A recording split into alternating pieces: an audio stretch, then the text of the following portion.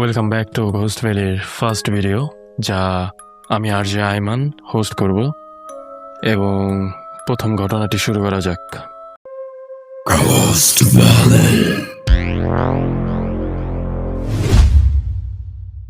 প্রথম ঘটনাটি এক পুরান ঢাকা থেকে পাঠানো হয়েছে। একজন ভাইয়া পাঠাইছে, বাট উনি তার নামটি বলতে বারণ করেছে এবং ঘটনাগুলা তিনি ইমেলের মাধ্যমে পাঠাইছে। ইমেল হলো ghostvalley07@gmail.com। আবার বলছি, ghostvalley07@gmail.com। স্টোরিটি তার চাচার, এবং সে তার চাচার মুখ থেকে বলা ঘটনাটি সে তার মতো করে বলতে যাচ্ছে। আহমেদ চাচা, তিনি পুরান ঢাকার এক গলির পুরাতন বাড়িতে থাকতেন। বাড়িটি প্রায় 100 বছর পুরনো, আর লোকমুখে শোনা যেত সেখানে নাকি জিনের আছর আছে। চাচা এইসব কথায় কোনো টাইমই কান দেয়নি। তিনি বলতেন এসব লোককথা বা বানোয়াট। একদিন গভীর রাত, যখন চারদিক নিস্তব্ধ, আহমেদ চাচা ঘুমাতে যাচ্ছিলেন। তিনি অদ্ভুত একটি শব্দ শুনতে পেলেন। প্রথমে হালকা খসখস আওয়াজ, তারপর তিনি কেউর গলার আওয়াজ পায়, ফিসফিস করে কথা বলছে। চাচা ভাবলেন হয়তো ইঁদুর বা বিড়াল হবে, কিন্তু শব্দটি ক্রমশই বাড়তে লাগলো। তিনি সাহস করে ঘর থেকে বের হলেন। বারান্দায় এসে দেখলেন আবছা আলোয় কেউ যেন দাঁড়িয়ে আছে। প্রথমে মনে হলো কোনো এক মানুষ হয়তোবা, কিন্তু ভালো করে তাকিয়ে দেখলেন তার পা নেই। লোকটি মাটি থেকে একটু উপরে ভেসে আছে। তার চোখ দুটো জ্বলজ্বল করছে আর মুখটা। আহমেদ চাচা ভয়ে চিৎকার করতে গেলেন, কিন্তু তিনি দেখলেন তার মুখ দিয়ে কোনো আওয়াজ আসছে না। তার শরীর পুরো অবশ হয়ে গেছে। জিনটা বা যেই কালো অবয়ব, সেটা ধীরে ধীরে তার দিকে এগিয়ে আসলো।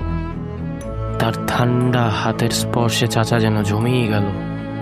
পরের দিন সকালে প্রতিবেশীরা আহমেদ চাচার ঘরের দরজা খোলা দেখতে পেল। ভেতরে ঢুকে তারা দেখল চাচা খাটের উপর শক্ত হয়ে বসে আছে এবং তার দু চোখ বিস্ফারিত। তার মুখের ভয় এবং আতঙ্কের ছাপ স্পষ্ট। সবাই বুঝতে পারলেন আহমেদ চাচার উপর কিছু একটা ভর করেছে। এরপর থেকে এই বাড়ির অদ্ভুত সব ঘটনা ঘটতে লাগলো। রাতে মানুষের কান্নার আওয়াজ শোনা যেত, জিনিসপত্র আপনা আপনি নড়ত। বাড়ির চারপাশে একটা শীতল বাতাস সব সময় লেগে থাকতো। ধীরে ধীরে সবাই বুঝতে পারলো আহমেদ চাচার বাড়িতে জিনের আছর পড়েছে, আর সেই জিন ধীরে ধীরে পুরো এলাকাটাকে গ্রাস করছে। কেউ আর ওই বাড়ির কাছে ঘেঁষতেও চাইতো না। সবাই ভয়ে সিটিয়ে থাকতো। একদিন এক তরুণ ইমাম সাহেব এলো গ্রামে। তিনি সবকিছু শুনে আহমেদ চাচার বাসায় গেলেন। তিনি কোরআন তেলাওয়াত শুরু করলেন, আর সাথে সাথে জিনটা চিৎকার করে শুরু করলো। ইমাম সাহেব বুঝতে পারল জিনটা খুবই শক্তিশালী। দীর্ঘক্ষণ তেলাওয়াত করার পর জিনটি দুর্বল হয়ে পড়ল, আর অবশেষে ইমাম সাহেবের কাছে হার মেনে সেই বাড়ি চলে গেল।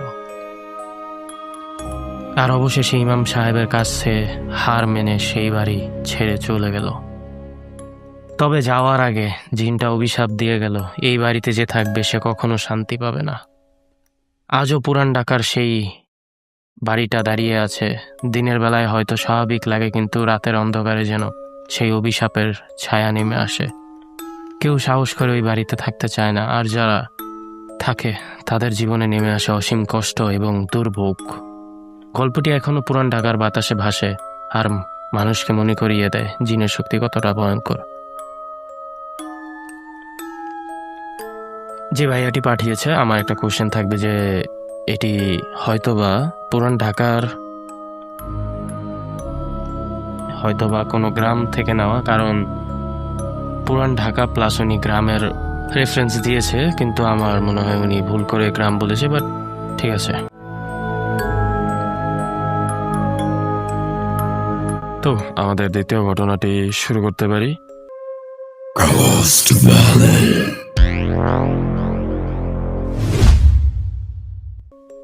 যেটি আমার এক বন্ধু থেকে শোনা।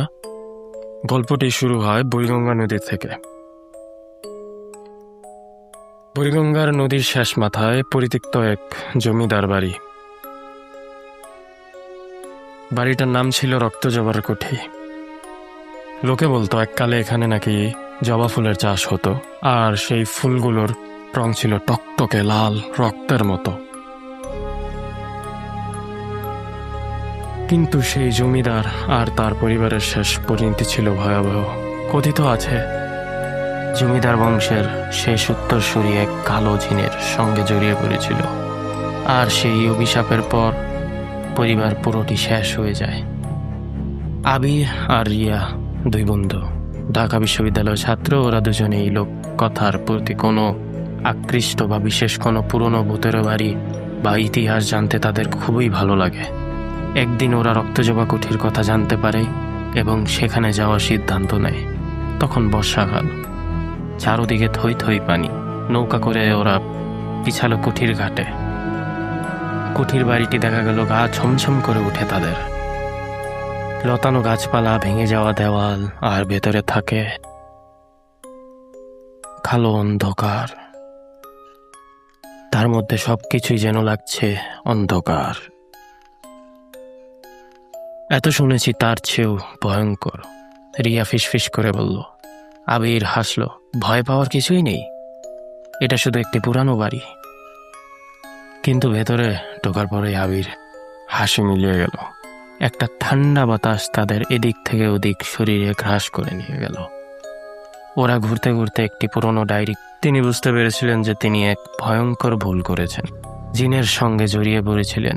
ডায়েরিতে লেখা ছিল কিভাবে তিনি জিনকে ডেকে এনেছিলেন, কিভাবে জিন তার পরিবারকে ধীরে ধীরে ধীরে ধীরে করে। ডায়েরিটি পড়তে পড়তে আবির আর রিয়া বুঝতে পারল তারা আসলে একটা ভয়ঙ্কর বিপদের মধ্যে পড়েছে। তাদের হাতের মশালটি নিভে গেল, আর শুরু হলো ঝিঝি পোকার শব্দ। আবিরকে রিয়া বলল, আমার খুব ভয় করছে। রিয়া আবিরের হাত ধরল। ঠিকই তখন ওরা একটি শব্দ শুনতে পেল, খিলখিল করে হাসতেছে। হাসিটি যেন কুঠির প্রতি দেয়ালে থেকে আসছে। আবির পকেট থেকে টর্চ লাইট বের করে জ্বালালো, কিন্তু সে কিছুই দেখতে পেল না। হঠাৎ একটি ছায়া ওদের সামনে এসে দাঁড়ালো। ছায়াটি লম্বা, কালো, আর তার চোখগুলো জল আগুনের মতো।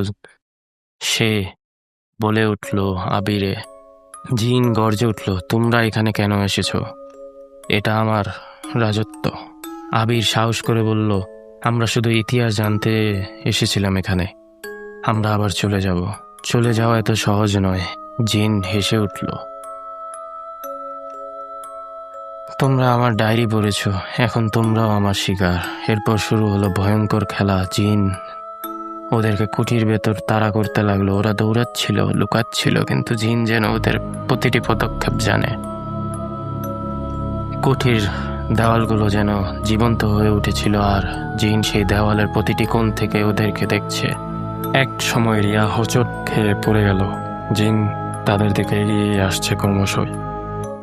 আবির রিয়ার সামনে এসে দাঁড়ালো এবং জিনকে বাধা দেওয়ার চেষ্টা করলো, কিন্তু জিন ছিল অনেক শক্তিশালী। সে আবিরকে ধাক্কা মেরে সরিয়ে দিল এবং রিয়ার দিকে হাত বাড়ালো। রিয়া চিৎকার দিয়ে উঠল। ঠিক তখনই আবিরের মনে পড়ল ডায়েরিতে লেখা ছিল জিনকে তাড়ানোর একমাত্র উপায় হলো আজান দেওয়া। আবির চিৎকার দিয়ে আজান শুরু করলো। আজানের শব্দে কুঠির ভেতরটা কেঁপে উঠল। জিনের শরীর কাঁপতে লাগলো, আর তার চোখের আগুন নিভে গেল। ধীরে ধীরে ছায়াটি মিলিয়ে গেল। আবির রিয়াকে টেনে তুলল। ওরা বুঝতে পারলো এটাই সুযোগ পালানো। ওরা দৌড়ে কুঠির বাইরে এলো। এখানেই হয়তোবা ঘটনাটি শেষ হলে সুন্দর হতো, বাট এখানে শেষ হয়নি। তারা নদীর পাড়ে আসার পর দেখলো কোনো ধরনের নৌকা নেই। তারা কি করলো, ডরে পানিতে লাফ দিল। পানিতে লাফ দেওয়ার পর তারা সাঁতার কেটে ওপারে যাওয়ার আগ মুহূর্তে তাদের পা নিচ থেকে টেনে ধরে এবং তারা ক্রমশই পানির ভিতরে ডুবে যাচ্ছিল। এমন টাইমে আল্লাহর অশেষ রহমতে একজন লোক সাইকেল করে যাচ্ছিল কোথায়। তিনি তখন আমাদেরকে দেখে সাহায্যের হাত বাড়ায় এবং তিনি আমাদেরকে কোনোভাবে নদীর পাড়ে তোলেন। তোলার পর আমাদের বাসায় জানাজানি হয় এবং তারা আসে আমাদেরকে নিতে। তো আমাদের বাড়ির লোকেরা আমাদেরকে এসে ধরাধরি করে আমাদেরকে নিয়ে গেল এবং আমাদের 1 সপ্তাহের মতো জ্বর ছিল এবং আমাদেরকে হুজুরের কাছে নিয়ে যাওয়া হয়। হুজুর বলে যে আমাদের উপর জিনের আছর পড়েছে এবং বদ জিনের নজর। তো আমাদেরকে জার পোক দিয়ে এবং পানি পোড়া দিয়ে আমাদেরকে চলে যেতে বলে এবং আমাদেরকে 15 দিন কোনো প্রকার গোস্ত খাওয়া থেকে বিরত থাকতে বলে এবং আমরা সেটাই মেনে চলি এবং আমাদের পরে আর কিছু হয়নি। তো আমি আজ যে আয়মান আপনাদের সামনে ঘটনাগুলো, এবং এটা আমার বলা ফার্স্ট টাইম এবং গোস্ট ভ্যালিরও ফার্স্ট স্টোরি, এবং ইনশাল্লাহ আমরা আরও বেটার হওয়ার ট্রাই করব এবং আপনাদের সাপোর্টেই আমরা আরও ক্রমশ এগিয়ে যাব। এবং আমি চাই আপনারা যারাই দেখেন আপনাদের স্টোরি জিমেলে পাঠাবেন এবং আমরা সিলেক্ট করব। জিমেলটি হলো ghostvalley07@gmail.com। আজকের ঘটনা এবং ভিডিওটা শেষ করছি। আমাদের দেখা হবে আগামী বৃহস্পতিবার ইনশাল্লাহ। আপনার স্টোরি পাঠাবেন, আমরা ঘটনা কালেক্ট করব। বাই।